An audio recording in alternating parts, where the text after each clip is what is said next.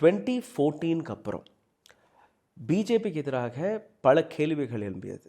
அது டிமானிட்டைசேஷனாக இருக்கலாம், ஜிஎஸ்டியாக இருக்கலாம், அதுக்கப்புறம் கோவிட்ல நடந்த விஷயங்களாக இருக்கலாம், இல்லை ஜாப் ஆப்பர்ச்சுனிட்டிஸ்களாக இருக்கலாம், இந்தியாவுடைய பொருளாதாரமாக இருக்கலாம், பெட்ரோல் டீசலின் விலையாக இருக்கலாம். ஒவ்வொரு முறையும் பிஜேபிக்கு எதிராக எவ்வளோ ஆன்டி இன்கம்பன்சி வந்தால் கூட எலெக்ஷன் நேரத்தில் அது ஓட்டாக எப்படி கன்வெர்ட் ஆகுது, ரைட்? பீகார் எடுத்துக்கோங்க. இதுக்கு முன்னாடி பீகார் எலெக்ஷன்லாம் நீங்கள் பார்த்தீங்கன்னா பிஜேபியை பல கிராமங்கள் உள்ளேயே விடலை.